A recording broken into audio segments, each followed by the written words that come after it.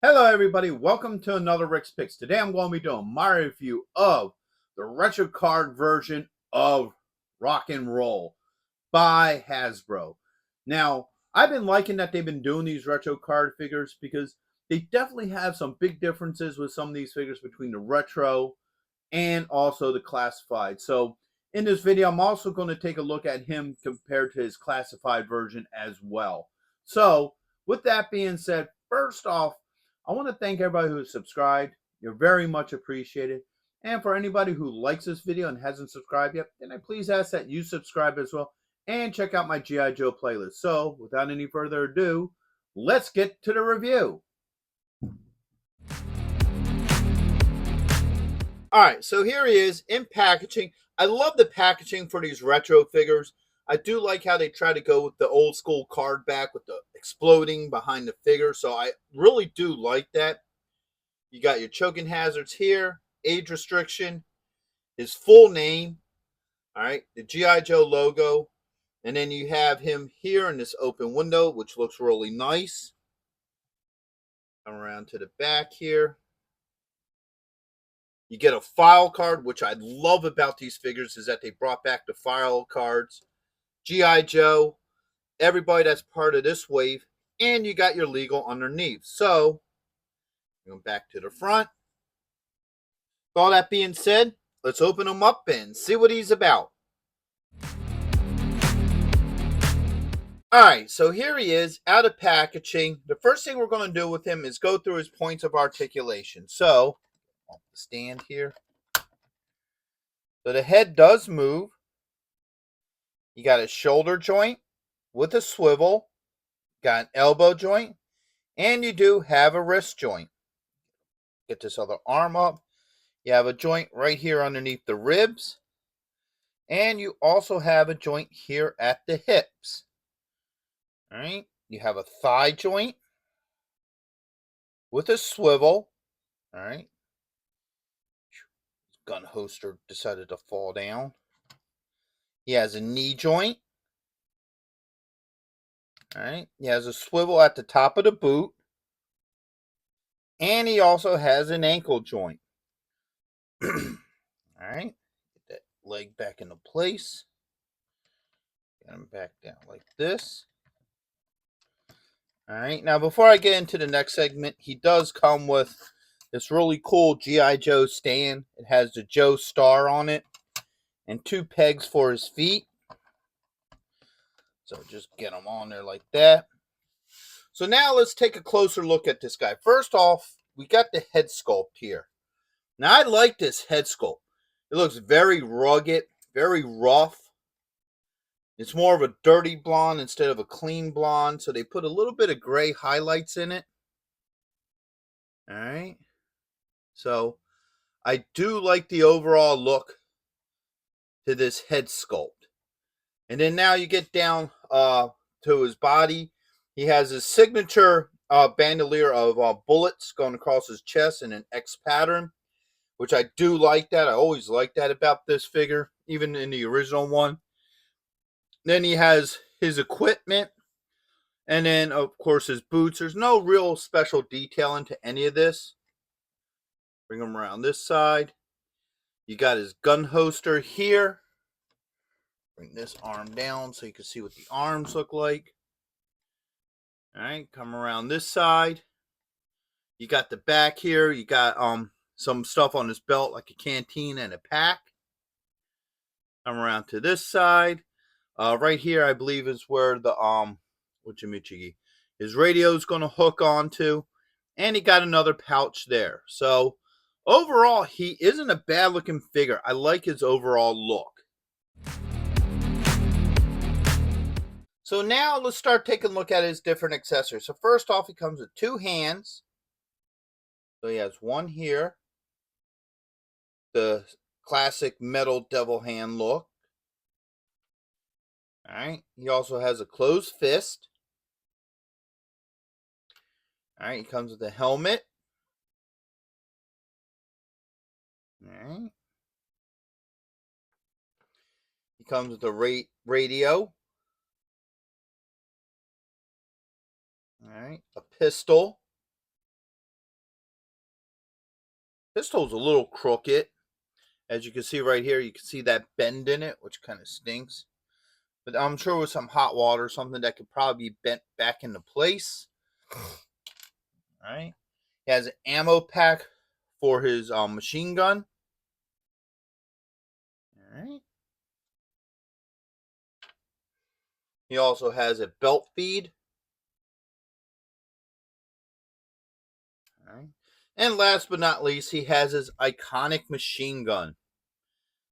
Alright. I believe this is an M60. I'm not 100% sure.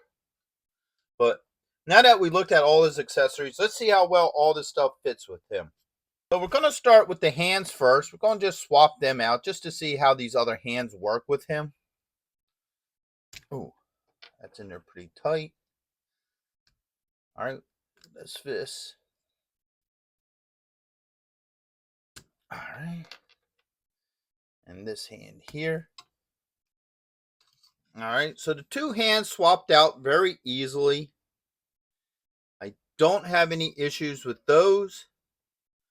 All right, now let's bring everything back to how it was.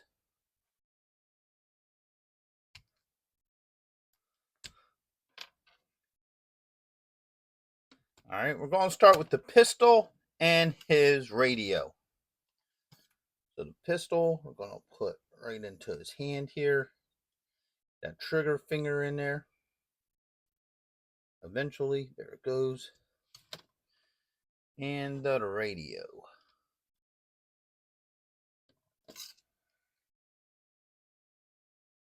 That worked in there. Now the radio is kind of a soft plastic, so it's a little hard to work in there. But as you see, the pistol and the radio both fit very well in his hands. All right, have no issues with those. Now both of these can be put back on his person. That's one of the things I did like about the earlier line of the classified figures, was that everything could just go right back on them. This fits in the back here, just like that. All right, so as you can see, the pistol fits on there fine, no issues. Same with the radio, goes right onto the back. All right, let's get his helmet on him. There you go. So now he has his helmet on. That looks pretty wicked. I do like how that looks on him. And now he has his rifle. Well, his machine gun. So the ammo pack should just fit on right here.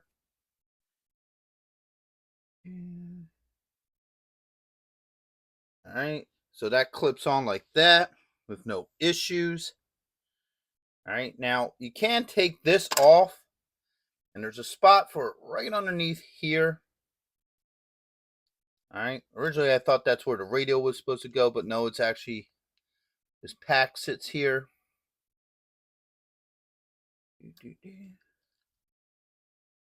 All right, so if you want the ammo pack on him, you can put it right there.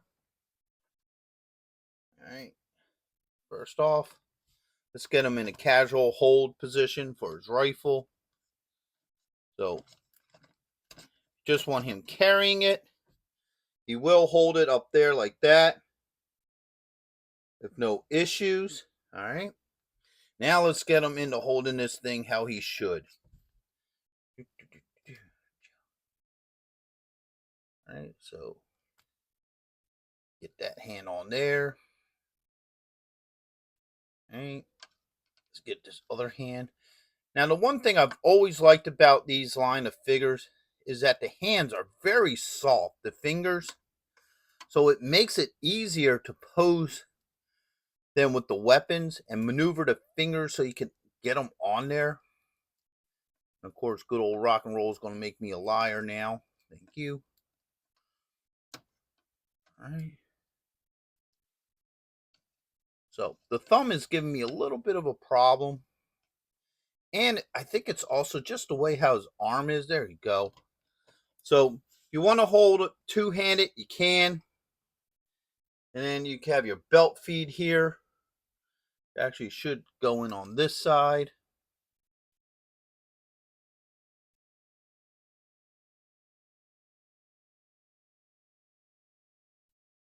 All right, just like that.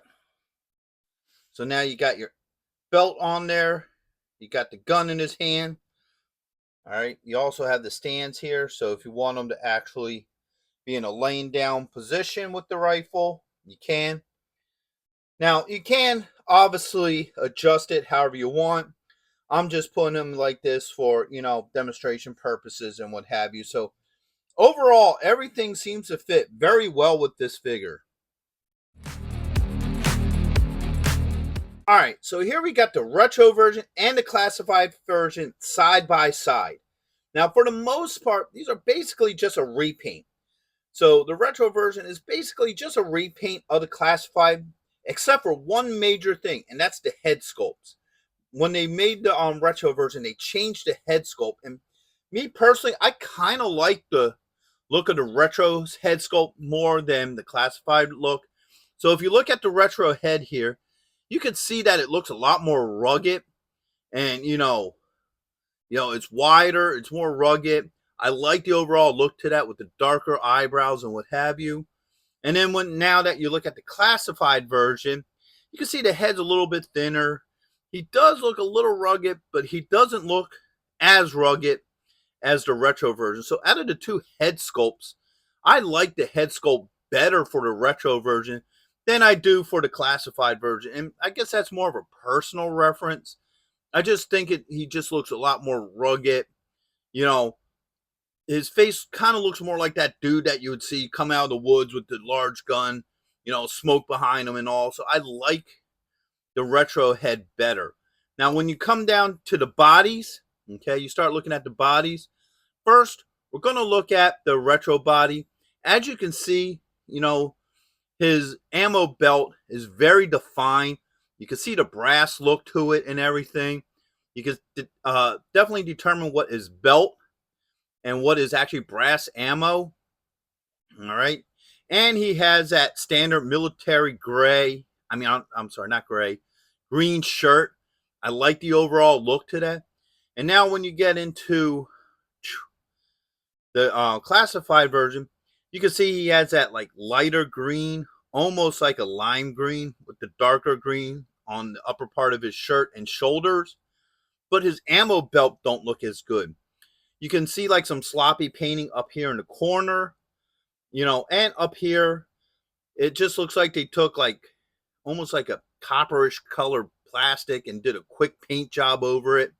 So you can see some inconsistencies in it. It doesn't look as nice as the retro version. All right. Now, obviously, you can also see here he has tattoos where the retro one doesn't. And that, I guess, is more of a personal preference, whether you like him with the tattoos or not. He also has two bracelets here. So he has an ammo bracelet and then a leather one. All right. And then when you get down into the legs and lower body, you can see that his belt and holsters are all a brown, where with the retro version, they're more of a darker green, more of a military style color to it. All right. And then there's a slight difference in the helmets. All right. So the retro one here is a like a darker green with darker highlights. So you have the piece here and then the pouch on the back. Where when you get into the classified version, it's a lighter green. You got this more brown that matches up with his belt and holster, and he has the word Hang 10 there, as well as the pack here. I'll try to do them side by side. So you can see the two different colors and what have you. So out of the two figures, I like the retro version better. I like the retro version a lot better, actually. It looks like they took a lot more time with the colors. I like the head sculpt better. And you know what? I just like the overall just green to him. It gives them a very military look to it and what have you. So overall, I do like the retro version more than I like the classified version. All right, so let's get into my final thoughts. So first off, all his joints work fine. Don't have any issues there. All his accessories fit in his hand and on his person very well. Didn't have any issues with that as well. Also, his hands swap out pretty good, and his overall aesthetic looks really good. I don't have any issues with the way he looks. So, would I recommend this figure? Absolutely. I love the look to this figure. I really do. He definitely has that classic original 12 G.I. Joe look to him. I love the head sculpt on him. I think that this head sculpt's a big improvement from the original classified figure. And as you see side by side, it looks like they put a little bit more work into him. Like when you get into the ammo belts around his chest, you can see that they definitely put more work into that opposed to the original classified. And I don't know. I just like the overall look to this one better. Now, that's my personal opinion between the two. I'm sure some of you guys out there probably like the classified more than the retro. But if you like whatever one you like, leave a comment. I want to know, do you like this one better or do you like the classified one better? So, with all that being said, I hope you guys did like this review. If you did, go ahead and check out my G.I. Joe playlist and hit that like, share, and subscribe. They're all small clicks for you, but it really helps this channel grow. So, until the next one, late.